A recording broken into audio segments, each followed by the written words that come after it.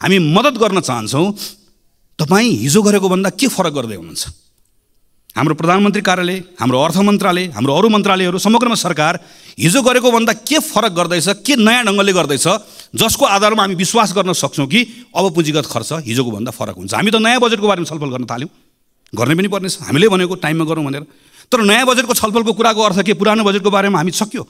अस्तिसम्म हामी पुरानो बजेटमा छलफल गर्दैथ्यौँ। बजेट कार्यान्वयनको अहिले चरणमा यति निराश लाग्दो अवस्था भएको बेलामा हामीले यो बेलामा पुँजीगत खर्च बढाउने विषयको सन्दर्भमा हामी यो गर्छौँ, यो गर्छौँ, यो गर्छौँ, यसरी गर्छौँ भन्ने कुरा भन्दैनौँ, गरेनौँ भने यसले हाम्रो अवस्था बदलाव ल्याउँदैन।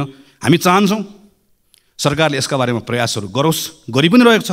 कतिपय गरेको कुराहरूको बारेमा हामी जानकारी पनि चाहन्छौँ, हामी सूचित पनि हुन चाहन्छौँ, हामी त्यहाँ सुझाव दिन चाहन्छौँ, हामी सँगसँगै यी विषयहरूमा काम गर्न चाहन्छौँ। यति गर्न सकियो भने त्यसले थोरै सरकारलाई स्पेस दिन्छ। त्यो स्पेस पाएपछि अब के कानुनहरूमा काम गर्नुपर्नेछ। कम्तीमा पनि 5 वटा कानुन खारेज गर्नुपर्नेछ। 28 वटा कानुन, विदेशी लगानी, सार्वजनिक निजी साझेदारी लगायत हामीले टिपेर हेर्दै गर्दाखेरि करिब 28 वटा नयाँ कानुनहरू यहाँभित्र बनाउनु पर्ने र परिमार्जन गर्नुपर्नेछ। अर्थात् करिब 40 को हाराहारीमा यो संसदले अबको 5-6 महिनाभित्र कानुनमा काम गर्नुपर्नेछ।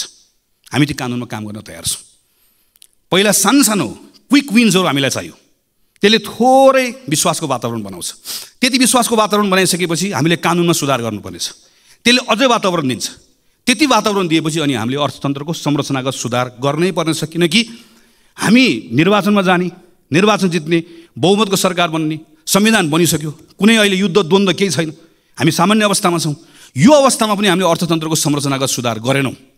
हेर्नुहोस् त हाम्रो व्यापार घाटा, हामी अहिले हेऱ्यौँ भने हामी बङ्गलादेश जस्तो हुने भन्छौँ म्यानुफ्याक्चरिङ सेक्टरमा।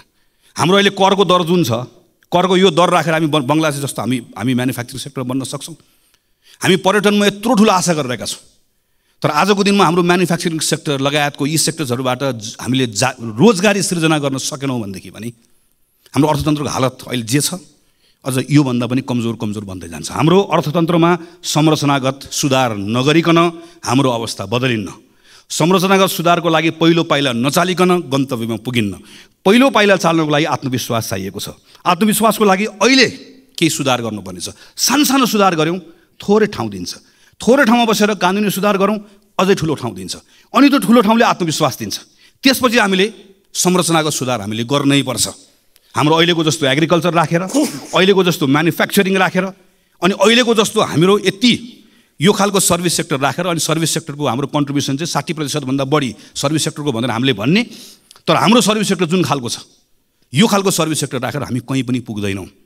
हामीले एउटा ठुलो जम्प गर्नुपर्नेछ। त्यो जम्प गर्नको लागि हामीलाई एउटा ठुलो आधार चाहिएको छ। यसका निम्ति सम्माननीय सभामुख महोदय, योभन्दा राम्रो मौका कहिले आउँछ? संविधान बन्यो, संहिता आयो, सङ्घ छ, प्रदेश छ, सबैतिर अहिले एक खालको अनुकूलता छ, सबैतिर एउटा खालको वातावरण छ। हामीलाई कुनै बाह्य कारणले गर्दा अप्ठ्यारो भएको छैन। हामी सबै सहजतामा छौँ। हामी सबै सहजतामा भएको बेलामा पनि नेपाल सङ्कटमा छ, नेपाल सङ्कटमा छ, नेपाल अप्ठ्यारोमा छ भनेर भन्ने हो भने चाहिँ सजिलो चाहिँ कहिले हुने हो? के भयो भने चाहिँ नेपाललाई सङ्कटबाट बाहिर निकाल्ने हो त हामीले। त्यसैले यो बेलामा फरक ढङ्गले काम गर्ने कुरामा सरकारले सोचोस् भन्ने हो। र नेपाली कङ्ग्रेस पार्टी हामी संसदको ठुलो दलको हिसाबले यो अभियानमा हामी सरकारमा छौँ, हाम्रो जिम्मेवारी छ, त्यहाँ पनि छँदैछ। हामी यो संसदको यो ठाउँबाट पनि सरकारले बनाउने कानुन, सरकारले यहाँबाट खोजेका तमाम कुराहरूका सन्दर्भमा हामी सहयात्रा गर्न चाहन्छौँ, हामी सँगसँगै मद्दत पनि गर्न चाहन्छौँ। यी सबै विषयहरू छलफल गर्दै गर्दा संविधानको अर्को पाटो हामीले बिर्सनौन्न। हामीले संविधानमा दलितका बारेमा कुरा गरेका छौँ, मधेसीका बारेमा कुरा गरेका छौँ, महिलाका बारेमा कुरा गरेका छौँ, अल्पसङ्ख्यकका बारेमा कुरा गरेका छौँ। यी तमाम विषयहरूको कुराकानी गर्दै गर्दा यो केवल बोल्ने विषय मात्र होइन। केही समयपछि संसदमा निर्वाचनको ऐन आउँदैछ, राजनीतिक दल सम्बन्धी ऐन आउँदैछ। यी तमाम कानुनहरूमा छलफल गर्दा यो पटक संसदले यहाँभित्र फेरि के हावी नहोस् भन्नेतर्फ सचेत रहनै पर्छ भने संविधानको त्यो मर्म जसले दलित, महिला, मधेसी, मुस्लिम सबैको, अल्पसङ्ख्यक सबको समान प्रतिनिधित्वको कुरा गर्छ, समान हैसियतको कुरा गर्छ, हाम्रा कानुनहरू पछाडि नफर्किउन्, हाम्रा कानुनहरू यो त्यो रिग्रेसिभ बाटोमा नजाओस् भन्नेतर्फ पनि संसदको यो अधिवेशनमा हामीले यथेष्ट ध्यान पुर्याउनु पर्नेछ। पछिल्लो समयमा हामी के देख्दै गएका छौँ भने डेमोक्रेसीको एउटा सुन्दर पक्ष भनेको असहमति राख्न पाउने कुरा हो, आफ्नो फरक मत राख्न पाउने कुरा हो। तर केन्द्र कतिपय ठाउँमा सङ्घको सरकार पनि हामी कतिपय ठाउँमा अनुदार हुँदै गर्दा त्यसको सिको प्रदेशको सरकारले, त्यसको सिको स्थानीय सरकारहरूले गर्न थालेर एउटा नागरिकका समूहले आफ्नो मागहरू राख्दै गर्दा, हाम्रा असहमतिहरू राख्दै गर्दाखेरि हाम्रो सिभिक स्पेसहरू हामीले खुम्चाउँदै जाँदै गर्दा, साँगुरो बनाउँदै जाँदै गर्दा यसले अनुदार चेहरा देखाउने, चरित्र देखाउने मात्र होइन, त्यसले त्यो डेमोक्रेसीको सबैभन्दा सुन्दर पक्षलाई सङ्कुचित गर्दै गर्दा यो प्रतिको विश्वास पनि उड्दै जान्छ। यो तर्फ पनि सरकार सचेत रहनुपर्नेछ र संसद पनि सचेत रहनुपर्नेछ। हामीले पनि सरकारलाई यो सन्दर्भमा हामी यो त्यो नभनिकन उसलाई सचेत गराउनु पर्ने, उसलाई ख्याल गराउनु पर्नेछ कि डेमोक्रेसीमा यहाँ संसदभित्र मात्र होइन, संसदमा हामीले सरकारलाई औँला तेर्साउन पाएको जस्तै नागरिकले पनि रत्न पार्कमा बसेर सरकारलाई औँला तेर्साउन पाउनुपर्छ, चाहे त्यो स्थानीय सरकार होस् चाहे त्यो सङ्घको सरकार होस्। त्यो स्पेस यदि खुम्चिँदै गयो, साँगुरो हुँदै गयो भने त्यो आक्रोश सिङ्गो प्रणालीले थेग्नुपर्ने अवस्था आउँछ, जुन हामीले थेग्न नसक्ने अवस्था बन्न सक्दछ। त्यसैले सम्माननीय सभामुख महोदय, नेपाली कांग्रेस पार्टीको तर्फबाट हामी यो पटकको यो अधिवेशन यसपटक हाम्रै माग, हामी सबैको माग रह्यो, हामी बजेटको प्री बजेट छलफल पनि अहिले गर्दैछौँ। यसलाई पनि हामी सार्थक बनाउन चाहन्छौँ, यो औपचारिकता मात्र नहोस् भन्ने चाहन्छौँ। हामी सरकारले भनेका तमाम जुन कमिटमेन्ट अनुसारको कानुनहरू यो संसदको अधिवेशनमा आओस् भन्ने चाहन्छौँ। त्यो सक्रियतापूर्वक त्यसमा हामीहरू भाग लिएर अन्य दलहरूसँग पनि सहकार्य गरेर हामी छिटोभन्दा छिटो हाम्रो संविधानको मर्म अनुसारको कानुनहरू बनाएर यहाँबाट पारित होस् भन्ने अवस्था होस् भन्ने हामी चाहन्छौँ।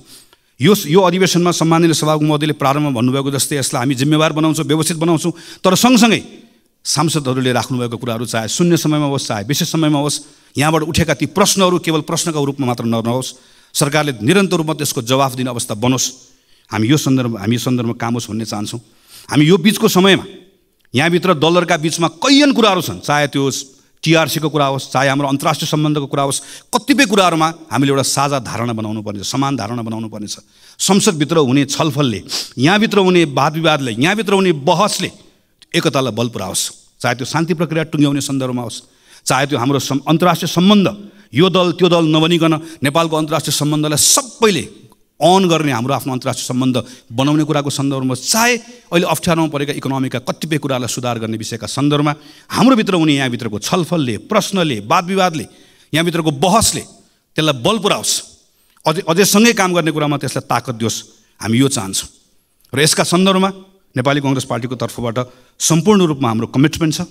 हामीले यो पटक अस्ति भर्खर बसेको संसद दलको बैठकको निर्णयमा भनेका छौँ, संविधानको रक्षा, यो व्यवस्थाको सुदृढीकरण र आम नागरिकहरूले व्यवस्थासँग गरेको जुन अपेक्षा छ त्यसलाई पुरा गर्ने भन्दा आजको दिनमा हाम्रो लागि अर्को कुनै विषय छैन, हाम्रो लागि अर्को कुनै प्राथमिकता छैन, त्यो नै हाम्रो लागि सर्वोपरि छ। त्यही मान्यताका साथमा यो पटकको संसदको अधिवेशनभरि यो हाम्रो पार्टीको तर्फबाट यहाँ उपस्थित रहनुभएको सबै सांसद साथीहरूले व्यक्तिगत रूपमा पनि र कतिपय ठाउँमा संसदीय समितिभित्र सबै ठाउँमा कानुन निर्माण गर्ने कुरामा, संसदको बहसमा, छलफलमा यी सबै कुराहरू सकारात्मक ढङ्गबाट जिम्मेवारीका साथमा क्रियाशील भएर कानुनहरू निर्माण गर्ने कुरा निष्कर्षमा पुगोस्। सरकारमाथि निरन्तर प्रश्न पनि होस्, कतिपय ठाउँमा प्रतिरोध पनि होस्, बहस पनि होस्, छलफल पनि होस्, सुझाव पनि होस्, सहकार्य पनि होस्। यी विषयका सन्दर्भमा हाम्रो पार्टीका हाम्रा सांसद साथीहरूले काम गर्ने भन्ने सन्दर्भमा जुन स्वाभाविक पनि छ, तर अझै बढी जोड दिएर